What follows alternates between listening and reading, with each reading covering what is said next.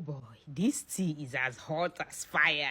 So this lady reached out to me after yesterday's cheating revenge and she said, I have a story that will blow your mind. And I said, give it to me.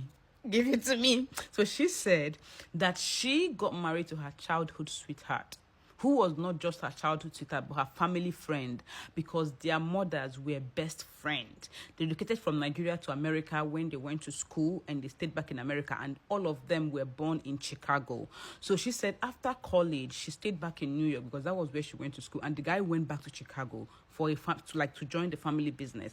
But their plan all along was that she was going to move back to Chicago for their marriage or when they are ready to settle down. So when it was time, she moved back to Chicago. She was so happy to do it because she was in love. And she'd been looking forward to this marriage all her life. Then she said a little birdie, a friend of a friend, told her that your man, your husband-to-be, is having a thing with a subordinate in the office. She asked him. He denied it. She told her mom asked his mom, and they all brushed it off like nothing. But few months after their marriage, this subordinate came out and said she was pregnant for the guy. Just after few months after their marriage. It was so shocking. It was devastating. It broke her. But the family jumped in and they were like trying to make it work. And they said, okay, the lady have to abort the pregnancy. And she said, okay, I'm fine with that. But boy, did the lady agree? Absolutely not. She said, no way, I'm having this baby. And that became another problem. But then her husband came and reassured her that everything was going to be fine, that he isn't going to have anything to do with this lady anymore, that it was a mistake, blah, blah, blah, that he loves her, that he's just going to have this child with her and they will co-parent, and that is it. And she believed him. She agreed because she was in love with him. And this is someone she's loved all her life. But boy, let's continue. Few months later, she got pregnant and she told her man that, oh, baby, I'm pregnant. You know how I'm pregnant and all of that. And he bought her a gift, a very beautiful handbag. She said she cherished this handbag. She loved it. And he gave it to her and she was so appreciative because it was quite expensive until few days into it.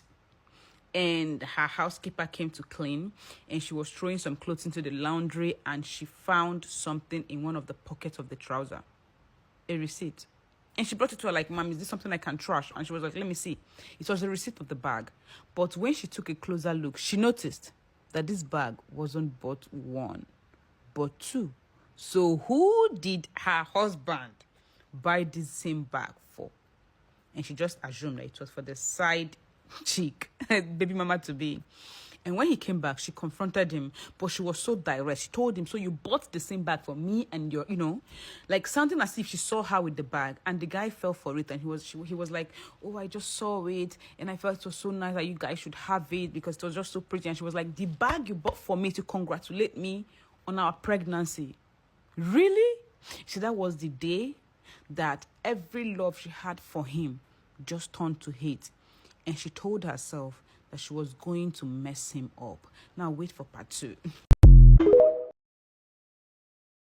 Hot tea part 2.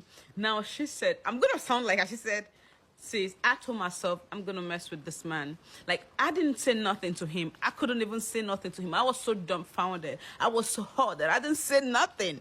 So I told myself I'm going to deal with this man and I'm going to do it.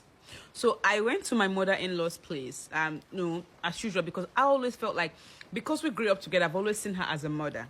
So I got there, my sister-in-law, which is the eldest son's wife, because her mother-in-law have 3 children. The oldest son, her husband, and the younger one, which is like a sister, like the only daughter. So she said she met her sister-in-law there, the wife of the oldest son. And while they were talking, that she spoke to her in a way that made her feel stupid. Like, she insinuated that it was no big deal and that she was, overreacting. And even though she didn't tell her that to her face, but that was what her words meant. And she felt much more hurt. Now, let me tell you something. She mentioned that when she was growing up, when they were younger, that at some point, her husband, before she started dating her husband, right, the elder brother did hit on her. But because of their age gap and because even before they went to high school, the guy was already in college. Like, he has left home for college, so it didn't really happen. So she fell in love with the younger one and they were together. Hold this information, is important later. So after what happened, she figured that her mother-in-law, her sister-in-law, everybody was much more concerned about this marriage surviving than how she felt. Like, Nobody was actually trying to like understand how she felt. They were all concerned about making the marriage work.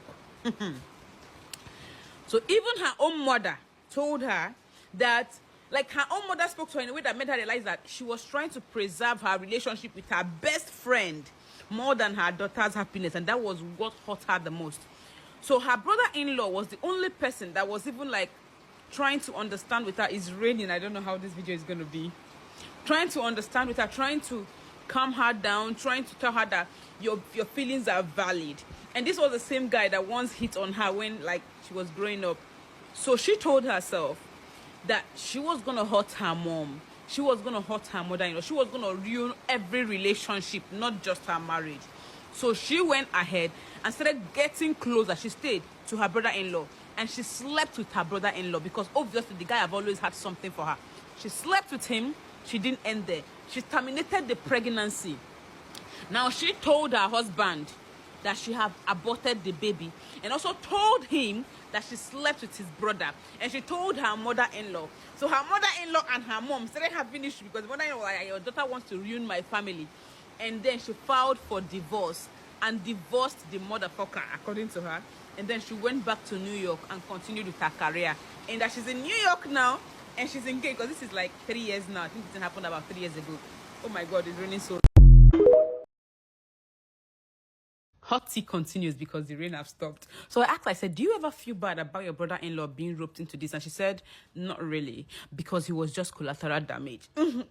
She said the point was not him. He wasn't her target. It was a stupid wife that got involved, feeling like her own marriage was perfect. And that was her point. She wanted to like prove to her that, no, girl, you don't even have it. And she said that she's no contact with her mom now. I don't know, you know how Americans say no contact means that she no longer talks to her mom. And her brother-in-law and his wife, they separated but not divorced. She said that they kind of like, they're no longer together now, but she doesn't know what the future is going to hold for them. And they have a child, so she doesn't really care. And her husband and his brother, they are now enemies. Her mom and her best friends, no longer in talking terms, and everybody is just on their own. And she is no longer in contact with any of them except her younger sister, of course. So she said that the whole point was that they hurt her. Like, her mother prioritized her relationship with a best friend over her own happiness. Everybody made her feel stupid. And these are people she loved all her life, people she felt they were going to look out for her and protect her. And every single person disappointed her. She said she hoped one day that her brother-in-law understands and just forgives her because he was just a tool, and she's not proud of it, not proud of using him, but she's not ashamed of what she did. And she's happy that she did what she did, and that she's engaged now to someone more deserving, and she's happy, and she's living her best life, baby girl.